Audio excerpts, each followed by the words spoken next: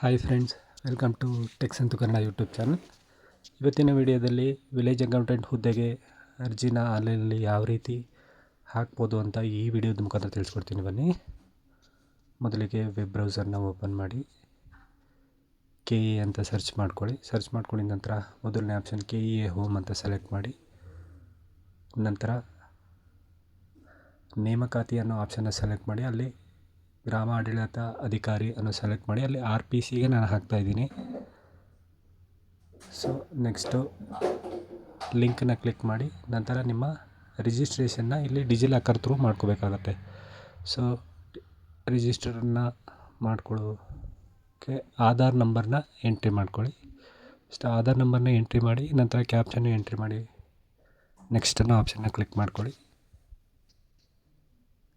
So click ಮಾಡ್ಕೊಂಡಿದ ನಂತರ ನಿಮ್ಮ Aadhaar registered mobile ನಂಬರ್ಗೆ ಒಂದು OTP ಬರುತ್ತೆ. ಬಂದಂಥ OTPನ ಎಂಟ್ರಿ ಮಾಡಿ, ನೆಕ್ಸ್ಟ್ ಅನ್ನೋ ಆಪ್ಷನ್ನ ಕ್ಲಿಕ್ ಮಾಡ್ಕೊಳ್ಳಿ. ಕಂಟಿನ್ಯೂ ಅನ್ನೋ ಆಪ್ಷನ್ನ ಕ್ಲಿಕ್ ಮಾಡ್ಕೊಳ್ಳಿ. ಸೊ ಕ್ಲಿಕ್ ಮಾಡ್ಕೊಂಡಿದ ನಂತರ ನಿಮಗೆ ಈ ರೀತಿ ಒಂದು ಪಾಸ್ವರ್ಡ್ನ ಸೆಟ್ ಮಾಡ್ಕೋಬೇಕಾಗತ್ತೆ. ಆ್ಯಕ್ಚುಲಿ ಕಂಟಿನ್ಯೂಸ್ ನಂಬರ್ನೇ ಸೆಟ್ ಮಾಡ್ಕೋಬೇಡಿ. 321654 ಆ ಥರ ಉಲ್ಟಾ ಅಥವಾ ಬೇರೆ ನಿಮಗೆ ಯಾವ್ದಾದ್ರು ಸೆಲೆಕ್ಟೆಡ್ ನಂಬರ್ ಇದ್ದರೆ ಆ ಥರ ಎಂಟ್ರಿ ಮಾಡಿ. ಕಂಟಿನ್ಯೂಸ್ ನಂಬರ್ನೇ ಇದು ಅಕ್ಸೆಪ್ಟ್ ಮಾಡಲ್ಲ. ಸೊ ಅದರಿಂದ ನಾನಿವಾಗ ನನಗೆ ಬೇಕಾದ ನಂಬರ್ನ ಇಲ್ಲಿ ಎಂಟ್ರಿ ಮಾಡ್ಕೊತೀನಿ. ಸೊ ಎಂಟ್ರಿ ತೊಗೊಳ್ಳಿಲ್ಲ ಅಂತ ಅಂದರೆ ನೀವೇನು ಮಾಡಬೇಕಪ್ಪ ಅಂದರೆ ಫರ್ಗಾಟ್ ಪಿನ್ನನ್ನು ಎಂಟ್ರಿ ಮಾಡಿಕೊಂಡು ನಂತರ ನಿಮ್ಮ ಡೇಟ್ ಆಫ್ ಬರ್ತನ್ನು ಎಂಟ್ರಿ ಮಾಡಿಕೊಂಡ್ರೆ ಆವಾಗ ಹೊಸದಾಗಿ ಕ್ರಿಯೇಟ್ ಮಾಡೋದಕ್ಕೆ ಇಲ್ಲಿ ಆಪ್ಷನ್ನು ಬರುತ್ತೆ. ಸೊ ಅದರಿಂದ ನಾನಿವಾಗ ನಾನು ಕೊಟ್ಟಿದ್ದ ನಂಬರ್ ತೊಗೊಳ್ಳಿಲ್ಲ, ಆ ಉದ್ದೇಶದಿಂದ ನಾನು ಡೇಟ್ ಆಫ್ ಬರ್ತನ್ನು ಎಂಟ್ರಿ ಮಾಡಿಕೊಂಡು ಸೊ ಮತ್ತು ಕಂಟಿನ್ಯೂನ ಕೊಟ್ಟು ನನಗೆ ಬೇಕಾದ ನಂಬರ್ನ ಇಲ್ಲಿ ಸೆಟ್ ಮಾಡ್ಕೊತೀನಿ. ಲೈಕ್ 321654 ಆ ಥರ ಯಾವುದಾದ್ರೂ ನಂಬರ್ನ ಕೊಟ್ಕೊಂಡು ನಂತರ ನಿಮ್ಮ ಮೊಬೈಲ್ ನಂಬರ್ನ ಎಂಟ್ರಿ ಮಾಡ್ಕೊಳ್ಳಿ. ಇಲ್ಲಿ ಆಧಾರ್ ಲಿಂಕ್ ಆಗಿರೋ ಮೊಬೈಲ್ ನಂಬರ್ನೇ ಕೊಡಬೇಕು ಅಂತೇನಿಲ್ಲ, ಯಾವುದಾದ್ರೂ ಕೊಡ್ಬೋದು. ಸೊ ಕೊಟ್ಟಂಥ ಮೊಬೈಲ್ಗೆ OTP ಬರುತ್ತೆ. OTPನ ಎಂಟ್ರಿ ಮಾಡಿ, ನಂತರ ಕಂಟಿನ್ಯೂ ಅನ್ನೋ ಆಪ್ಷನ್ನ ಕೊಟ್ಟು ಮುಂದುವರಿಯಿರಿ.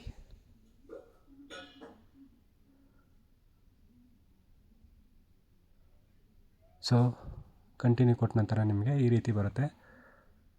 ಸೊ ನೆಕ್ಸ್ಟ್ ಕಂಟಿನ್ಯೂ ಆಪ್ಷನ್ನ ಕೊಡಿ. ಸೊ ಕೊಟ್ಟ ನಂತರ ನಿಮಗೆ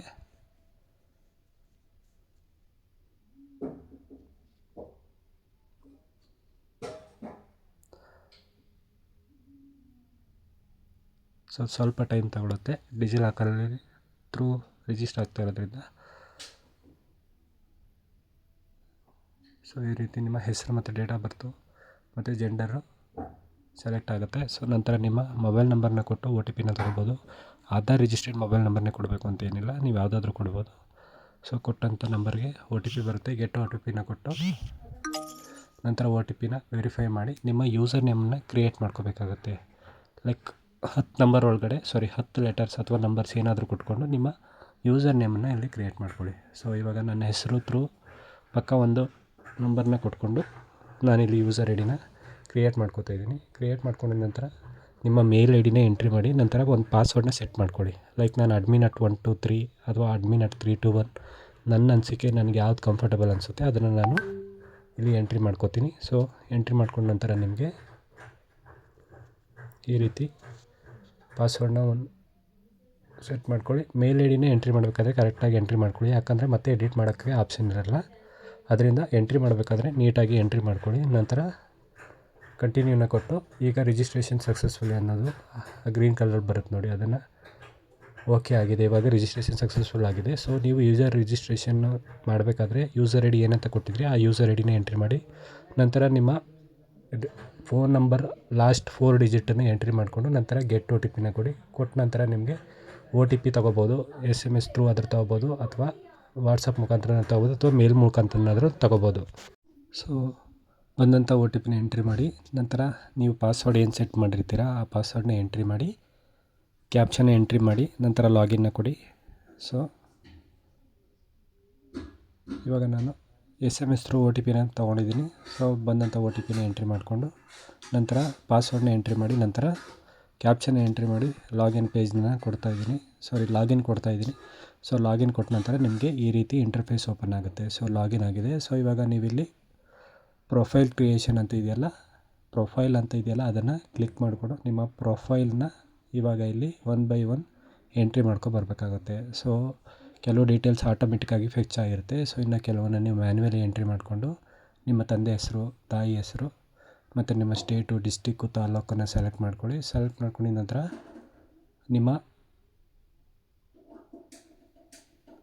ನೀವು ಕನ್ನಡ ಮಾಧ್ಯಮದಲ್ಲಿ ಓದಿದ್ದೀರಾ ಅಂತ ಕೇಳುತ್ತೆ. ಹೌದು ಅಂತಿದ್ರೆ ಹೌದು ಅಂದ್ಕೊಡಿ. ಮದುವೆ ಆಗಿದ್ದರೆ ಎಸ್ ಅಂತ ಕೊಟ್ಟು ಸ್ಪೌಸ್ ನೇಮನ್ನು ಎಂಟ್ರಿ ಮಾಡ್ಕೊಳ್ಳಿ. ಮದುವೆ ಆಗಿದ್ದರೆ ನಿಮ್ಮ ವೈಫ್ ಅಥವಾ ಹಸ್ಬೆಂಡ್ ಏನಿರುತ್ತೆ ಅದು ಎಂಟ್ರಿ ಮಾಡಿ. ನಂತರ ನಿಮ್ಮ ಆಲ್ಟರ್ನೇಟ್ ಫೋನ್ ನಂಬರ್ನ ಮತ್ತು ಇಮೇಲ್ ಐ ಡಿನ ಇಲ್ಲಿ ಎಂಟ್ರಿ ಮಾಡಬೇಕಾಗತ್ತೆ. ನೀವು ಮೇಯ್ನ್ ಏನು ಕೊಟ್ಟಿದ್ರಿ ಫೋನ್ ನಂಬರು ಅದಲ್ಲದೆ ಇನ್ನೊಂದು ಮೇಲ್ ಐ ಡಿ ಮತ್ತು ಇನ್ನೊಂದು ಫೋನ್ ನಂಬರ್ನ ಇಲ್ಲಿ ಕೊಡಬೇಕಾಗತ್ತೆ. ಸೊ ಕೊಡಬೇಕಾದ್ರೆ ಕೇರ್ಫುಲ್ಲಾಗಿ ಎಂಟ್ರಿ ಮಾಡ್ಕೊಂಡು ಕೊಡಿ, ಯಾಕಂದರೆ ಮತ್ತೆ ಎಡಿಟ್ ಮಾಡೋದಕ್ಕೆ ಆಪ್ಷನ್ ಇರೋಲ್ಲ. ಫೈನಲ್ ಸಬ್ಮಿಟ್ ಒಂದು ಸಲ ಸಬ್ಮಿಟ್ ಆದರೆ ಮತ್ತೆ ಎಡಿಟ್ ಆಪ್ಷನ್ ಇರೋಲ್ಲ. ಸೊ ಅದರಿಂದ ಎಂಟ್ರಿ ಮಾಡಬೇಕಾದ್ರೆ ಕೇರ್ಫುಲ್ಲಾಗಿ ಒಂದು ಅಥವಾ 2 ಸಲ ಚೆಕ್ ಮಾಡಿಕೊಂಡು ಎಂಟ್ರಿ ಮಾಡ್ಕೊಳ್ಳಿ. ಸೊ ಎಲ್ಲ ನೀಟಾಗಿ ಎಂಟ್ರಿ ಮಾಡ್ಕೊಂಡ್ಮೇಲೆ ಸೇವ್ ಅಂತ ಕೊಟ್ಟು ನೆಕ್ಸ್ಟ್ ಅನ್ನೋ ಆಪ್ಷನ್ನ ಸೆಲೆಕ್ಟ್ ಮಾಡಿಕೊಂಡು ಸೊ ಒಂದು ಸ್ಟೆಪ್ ನೀಟಾಗಿ ಎಂಟ್ರಿ ಮಾಡ್ತಾ ಹೋಗಿ.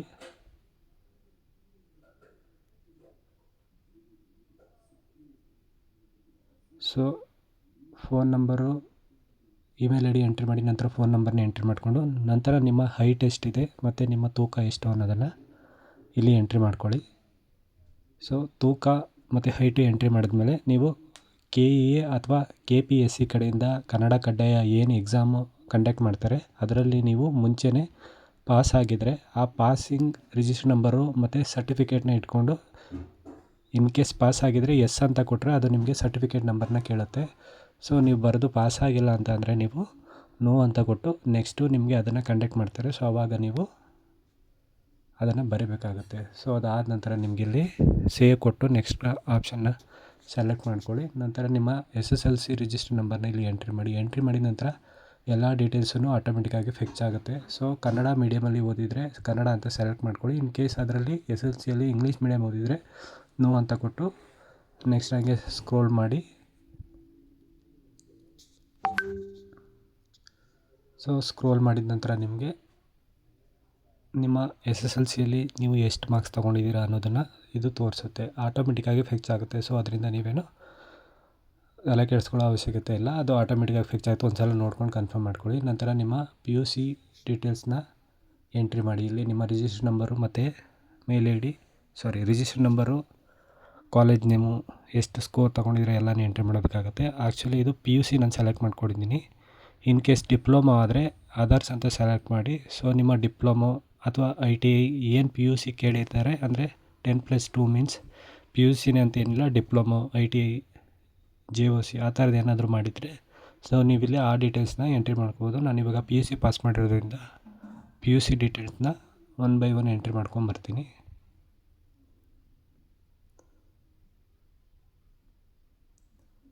ಸೊ ಎಂಟ್ರಿ ಮಾಡಬೇಕಾದ್ರೆಲ್ಲ ನೀಟಾಗಿ ಕೇರ್ಫುಲ್ಲಾಗಿ ಎಂಟ್ರಿ ಮಾಡ್ಕೊಬನ್ನಿ. ಸೊ ಇವಾಗ ಕಾಲೇಜ್ ನೇಮನ್ನು ಎಂಟ್ರಿ ಮಾಡಿದ ನಂತರ ನಿಮಗೆ ಇಲ್ಲಿ ನೆಕ್ಸ್ಟು ನಿಮ್ಮ PUCಯಲ್ಲಿ ನೀವು ಎಷ್ಟು ಮಾರ್ಕ್ಸನ್ನು ತೊಗೊಂಡಿದ್ದೀರಾ ಅನ್ನೋದನ್ನು ನೀವಿಲ್ಲಿ ಮ್ಯಾನ್ಯಲಿ ಎಂಟ್ರಿ ಮಾಡಬೇಕಾಗತ್ತೆ. ಸೊ ಎಷ್ಟಕ್ಕೆ 600ಗೆ ನಾನು ಎಷ್ಟು ತೊಗೊಂಡಿದ್ದೀನಿ ಅನ್ನೋದು ಎಂಟ್ರಿ ಮಾಡಿದ್ರೆ ಇದು ಪರ್ಸೆಂಟೇಜ್ ಆಟೋಮೆಟಿಕ್ಕಾಗಿ ತೊಗೊಳುತ್ತೆ. ಸೊ ನಂತರ ನೀವು ಆರ್ಟ್ಸಾ, ಸೈನ್ಸಾ, ಕಾಮರ್ಸಾ ಸೆಲೆಕ್ಟ್ ಮಾಡ್ಕೊಳ್ಳಿ. ನಂತರ ಕನ್ನಡ ಸಬ್ಜೆಕ್ಟನ್ನು ಓದಿದ್ದೀರಾ SLC ಅಥವಾ PUCಯಲ್ಲಿ ಅಂತ ಹೌದು ಅಂತಿದ್ರೆ ಹೌದು ಅಂದ್ಕೊಡಿ, ಇಲ್ಲ ಅಂತಿದ್ರೆ ಇಲ್ಲ ಅಂತ ಕೊಡಿ. ಸೊ ನಿಮ್ಮ ಕ್ಯಾಸ್ಟ್ ಸರ್ಟಿಫಿಕೇಟು GM ಅಂತಿದ್ರೆ ಅದು ನೀವು ರಿಸರ್ವೇಷನ್ ಇದ್ದರೆ ಕ್ಯಾಸ್ಟ್ SC ST OBC ಅಥವಾ ಕ್ಯಾಟಗರಿ 1 ಪ್ರವರ್ಗ 1 3 ಯಾವುದಿರುತ್ತೆ ಅದನ್ನು ಸೆಲೆಕ್ಟ್ ಮಾಡಿಕೊಂಡು ನಿಮ್ಮ ID ನಂಬರ್ನ ಇಲ್ಲಿ ಎಂಟ್ರಿ ಮಾಡಿ. ಎಂಟ್ರಿ ಮಾಡಿದ ನಂತರ ಡೀಟೇಲ್ಸ್ ಆಟೋಮೆಟಿಕ್ಕಾಗಿ ತಗೊಳುತ್ತೆ. ಇಲ್ಲಿ ಹೆಸರು ಸೇಮ್ ಇದ್ದರೆ ಸೇಮ್ ಅಂತ ಕೊಡಿ, ಇಲ್ಲ ಅಂತ ಅಂದರೆ ಪೆಂಡಿಂಗ್ ಅಂತ ಕೊಟ್ಕೊಳ್ಳಿ.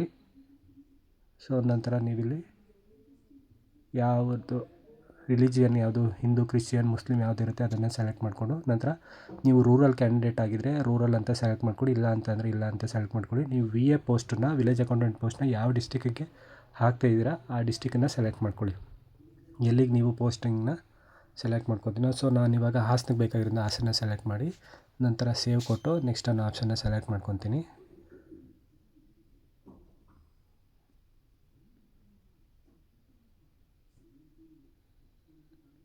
ಸೊ ನೆಕ್ಸ್ಟ್ ಕೊಟ್ಟ ನಂತರ ನಿಮಗೆ ಇಲ್ಲಿ ಕ್ಲೈಮ್ ರಿಸರ್ವೇಷನ್ ಇರುತ್ತೆ. ಸೊ ಇದು ನೀವು ಯಾವುದಕ್ಕೆ ಎಲಿಜಿಬಲ್ ಇರ್ತೀರೋ ಅದನ್ನು ನೋಡಿಕೊಂಡು, ನಾನು ಇಲ್ಲಿ ಕಂಪ್ಯೂಟರ್ ನಾಲೆಡ್ಜ್ ಇದೆ, ಸೊ ಅದರಿಂದ ನಾನಿಲ್ಲಿ ಕಂಪ್ಯೂಟರ್ ನಾಲೆಡ್ಜ್ ಮಾತ್ರ ಎಷ್ಟು ಕೊಟ್ಟ ನಂತರ ನಿಮಗೆ 6 ಮಂತ್ಸ 1 ಇಯರ್ 2 ಇಯರ್ ಯಾವ್ದು ಕೇಳುತ್ತೆ ಅದನ್ನು ಸೆಲೆಕ್ಟ್ ಮಾಡ್ಕೊಳ್ಳಿ. ಇನ್ ಕೇಸ್ ಕಂಪ್ಯೂಟರ್ ಕೋರ್ಸ್ ಮಾಡಿಲ್ಲ ಅಂತಂದರೆ ನೋ ಅಂತ ಸೆಲೆಕ್ಟ್ ಮಾಡ್ಕೊಳ್ಳಿ. ಎಸ್ ಅಂತಿದ್ರೆ ಎಸ್ ಅಂತ ಕೊಟ್ಟು ಸರ್ಟಿಫಿಕೇಟ್ನ ನೀವು ಕೊಡಬೇಕಾಗತ್ತೆ. ಓಕೆನಾ. ಏಜ್ ರಿಲ್ಯಾಕ್ಸೇಷನ್ ಏನಾದ್ರು ಇದ್ದರೆ ಎಸ್ ಅಂತ ಕೊಟ್ಟು ಮಾಡ್ಕೊಳ್ಳಿ.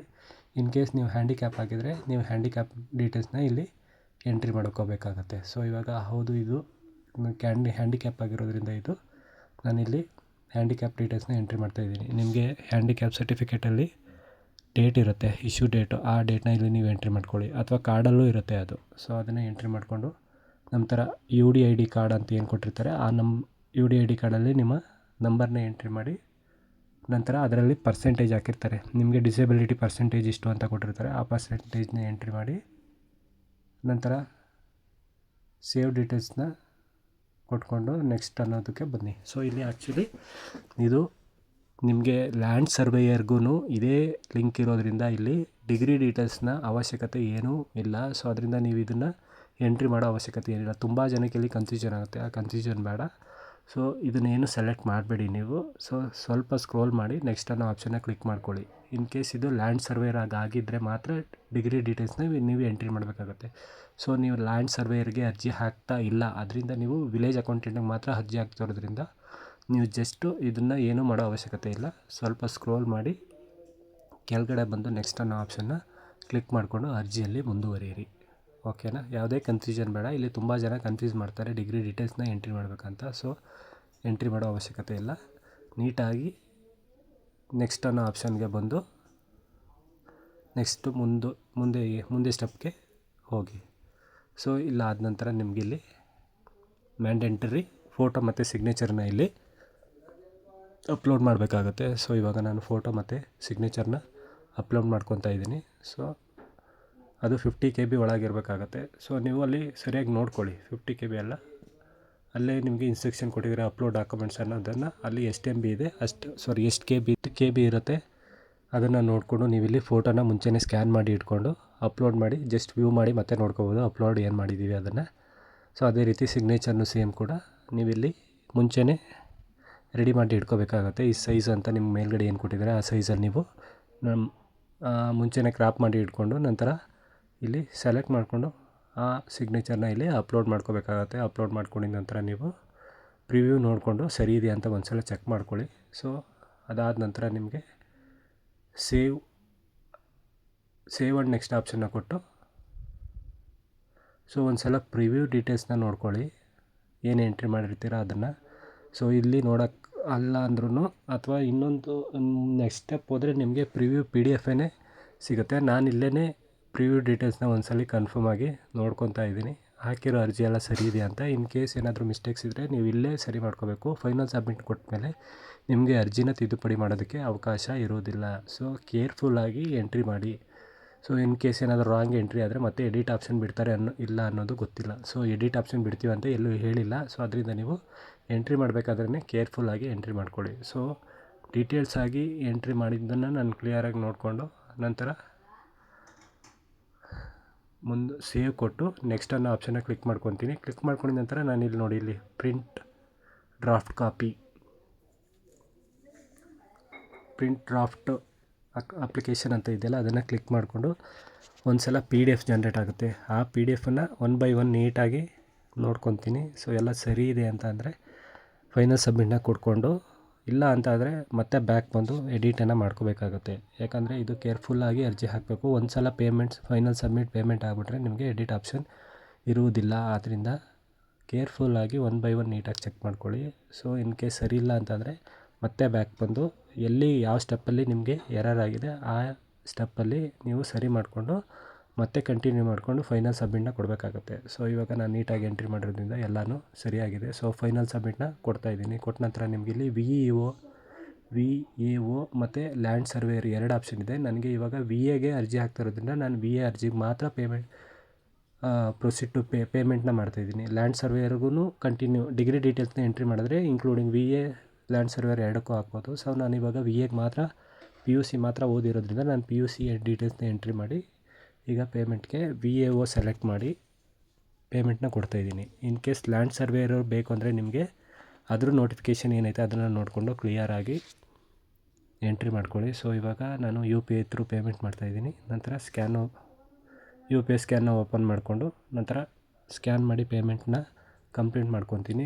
ಕಂಪ್ಲೀಟ್ ಮಾಡ್ಕೊಂಡ ನಂತರ ನಿಮಗೆ ಈ ರೀತಿ ಇಂಟರ್ಫೇಸ್ ಓಪನ್ ಆಗುತ್ತೆ. ಯಾವ ರೀತಿ ಅಂದರೆ ಈಗ ಕಂಪ್ಲೀಟ್ ಪೇಮೆಂಟ್ ಆಗಿದೆ. ಸೊ ಕಂಪ್ಲೀಟ್ ಆದ ನಂತರ ನಿಮಗೆ ಈ ರೀತಿ ಓಪನ್ ಆಗುತ್ತೆ. ಕಂಟಿನ್ಯೂ ಅನ್ನೋ ಆಪ್ಷನ್ನ ಕೊಟ್ಟ ನಂತರ ನಿಮಗೆ ಫೈನಲ್ ಪೇಜ್ ಈ ಥರ ಫಸ್ಟ್ ಏನು ಓಪನ್ ಆಗಿದೆ ಅದು ಬರುತ್ತೆ. ಸೊ ನಂತರ ಇಲ್ಲಿ ಪೇಮೆಂಟ್ ಡೀಟೇಲ್ಸ್ ಅನ್ನೋ ಆಪ್ಷನ್ನ ಕ್ಲಿಕ್ ಮಾಡ್ಕೋಬೋದು ನೀವು. ಸೊ ನಾನು ಕ್ಲಿಕ್ ಮಾಡ್ತಾಯಿದ್ದೀನಿ ನೋಡಿ, payment details, go to the payment. So payment ಎಲ್ಲ ಕ್ಲಿಯರ್ ಆಗಿದೆ. ಸೊ ಏನು ಅವಶ್ಯಕತೆ ಇಲ್ಲ. ಸೊ ಪೇಮೆಂಟ್ ಡೀಟೇಲ್ಸ್ ಅಂತ ಕೊಟ್ಟರೆ ಇಲ್ಲಿ ನಿಮಗೆ ಒಂದು PDF ಜನ್ರೇಟ್ ಆಗುತ್ತೆ. ಆ PDFನ್ನು ನೀವು ಪ್ರಿಂಟ್ ತೊಗೊಂಡು ಇಟ್ಕೋಬೋದು ನಿಮ್ಮ ಫ್ಯೂಚರ್ ರೆಫರೆನ್ಸ್ಗೆ. ಇಲ್ಲಾಂದರೆ ಇದ್ರೆ ಏನು ಅವಶ್ಯಕತೆ ಇರಲ್ಲ. ಸೊ ನಾನಿವಾಗ ಇದನ್ನು ಪ್ರಿಂಟ್ ತೊಗೊತಾ ಇದ್ದೀನಿ ನನ್ನ ಫ್ಯೂಚರ್ ರೆಫರೆನ್ಸ್ಗೋಸ್ಕರ. ಇದಾದ ನಂತರ ಮತ್ತು ಅಪ್ಲಿಕೇಶನ್ ಪ್ರಿಂಟೌಟ್ನ ಫೈನಲ್ ಕಾಪಿ ಪ್ರಿಂಟೌಟ್ ಏನಿರುತ್ತೆ ಅದನ್ನು ನೀವಿಲ್ಲಿ ತೊಗೋಬೇಕಾಗತ್ತೆ. ಸೊ ಅದು ಯಾವ ರೀತಿ ತೊಗೊಳ್ಳೋದು ಅಂತ ಇದನ್ನು ಪ್ರಿಂಟ್ ತೊಗೊಂಡ ನಂತರ ನಿಮ್ಗೆ ಹೇಳ್ಕೊಡ್ತೀನಿ. ಸೊ ಇದು ಪೇಮೆಂಟ್ ಸ್ಲಿಪ್ಪು. ನಂತರ ನಿಮಗೆ ಇಲ್ಲಿ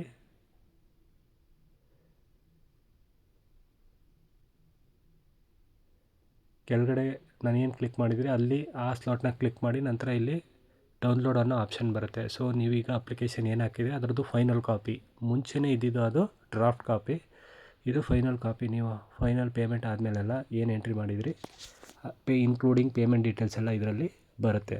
ಸೊ ಅದರಿಂದ ಇದಿಷ್ಟೂ ಒಂದು ಸೆಟ್ಟು ಪ್ರಿಂಟೌಟ್ನ ತೊಗೊಂಡು ನಿಮ್ಮ ಫ್ಯೂಚರ್ ರೆಫರೆನ್ಸ್ಗೋಸ್ಕರ ಇಟ್ಕೊಳ್ಳಿ.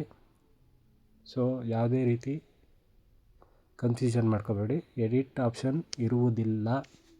ಆದ್ದರಿಂದ ನೀಟಾಗಿ ಸ್ಟೆಪ್ನ ಕಂಪ್ಲೀಟ್ ಮಾಡಿಕೊಂಡು ಪ್ರಿಂಟೌಟ್ ತೆಗೆದಿಟ್ಕೊಳ್ಳಿ. ಇದಿಷ್ಟು ಆಗಿತ್ತು ವಿಲೇಜ್ ಅಕೌಂಟೆಂಟ್ಗೆ ಅರ್ಜಿ ಹಾಕುವ ಸಂಪೂರ್ಣ ವಿಧಾನ. ವಿಡಿಯೋ ಯೂಸ್ಫುಲ್ ಆಗಿದೆ ಅನ್ಕೋತೀನಿ. ಯಾವುದೇ ರೀತಿ ಡೌಟ್ಸ್ ಇದ್ದರೂ ಕಮೆಂಟ್ ಮೂಲಕ ತಿಳಿಸ್ಕೊಡಿ. ಇದೇ ರೀತಿ ಹೆಚ್ಚಿನ ವಿಡಿಯೋಗಳಿಗಾಗಿ ಟೆಕ್ ಸಂತು ಕನ್ನಡ ಯೂಟ್ಯೂಬ್ ಚಾನಲ್ನ ಸಬ್ಸ್ಕ್ರೈಬ್ ಮಾಡಿ. ವಿಡಿಯೋ ನೋಡಿದ್ದಕ್ಕಾಗಿ ಧನ್ಯವಾದಗಳು. ಶುಭ ದಿನ.